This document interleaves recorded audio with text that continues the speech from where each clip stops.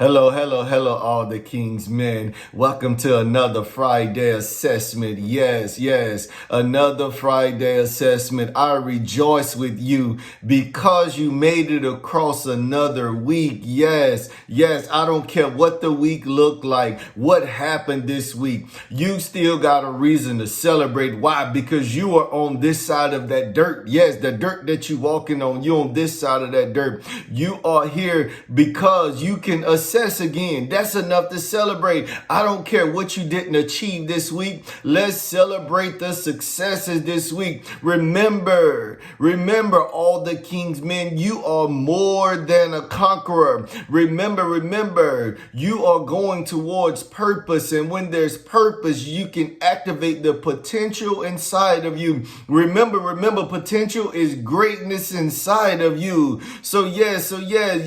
This week, we're going to focus on being the greatest you, being the greatest you that you can be. Yes. How do you do that? You do that by stop living a lie. Yes. Today we will stop living a lie. We will stop living according to what somebody else says. Look, you don't believe it, but that's part of the assessment. You know why you haven't been winning? You know why you haven't been achieving success? Because you've been living on somebody else's terms. You've been living on somebody else's standards. You got to live how, what? You want success. Look, what did God tell Joshua?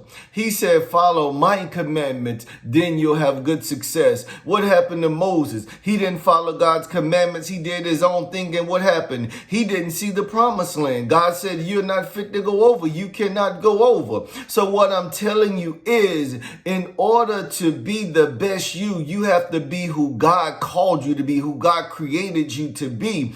So that is part of the assessment, whether you realize it or not. That's why it's so important to assess who you are, what you've been doing, assess your strengths and your weaknesses, opportunities and threats. Why? Because you know what is a threat to your existence? Not being you, not being who God created you to be, means operating in your own lane. Because you got to remember that you are the most effective when you operate in your own time, and in purpose. Look, we can get so caught up in what we see. We can get so caught up in what we see in this world, what we see around us, and forget what's on the inside of us. Yes. And what you start doing, I told you start living outside in. When you most effective is when you start to live inside out. When you live from the inside to the outside. Why? Because there's a greater one that's on the inside of you that wants to live through you. So look, that's how that is why the assessment is so important. Why the assessment is so important? Because we have to become who we are to become. That means that you have, why? Because destiny is in front of you. Destiny, whatever you do, there's a destiny for you. Whether you get to that destiny or not, destiny is for you. Why? God predestined you before he formed you. You know what it says. What did he tell Jeremiah? I knew you before you were formed in your mother's womb. That means that destiny was already calling him. He already had a destiny before he was formed. Before, you can think about that.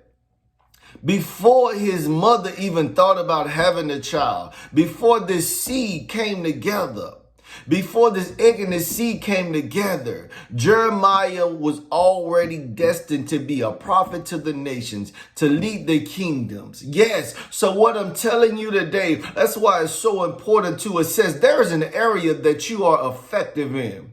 There's an area that you are effective in that you are neglecting to operate in. And you know what's so important about that area? That's the area that you thrive in. That's the area that you enjoy. I don't want you to look at it as money, because money is trickery. Money will trip you up. You'll be going after money and you're not effective. And you'll be getting money, but you're so miserable. Look. You are so miserable. You are not affecting change like you're supposed to be. Look, don't look at the money. Why? Because I've heard from successful people that money will come. Money will come when you enjoy what you do. Why? Because you'll be enjoying it and you'll be like, wow, I didn't even realize I got more than I had over there when I was operating for the money. I am telling you, that is such an important lesson to learn.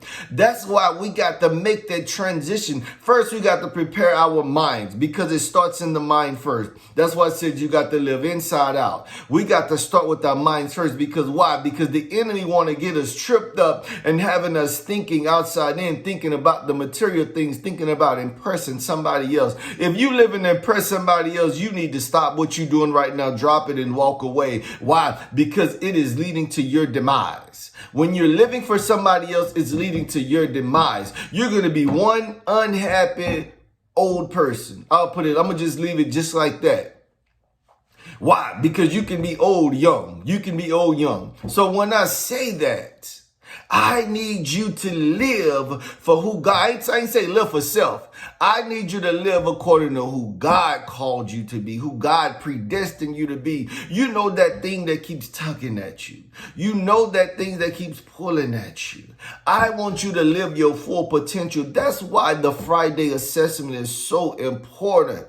You're not winning. You're not experiencing success because you're living on somebody else's terms, because you're living a lie. It's time to stop living a lie. It's time to live what God said about you. Go look in that word, and the word tells you I'm more than a conqueror. It tells you that I can do all things through Christ that strengthens me. Don't beat yourself up. We all have failed and fell, and we all have sinned and fell short of the glory of God. So don't worry about it if you fail this week when you do the assessment. Don't try to fake it till you make it. You just live it.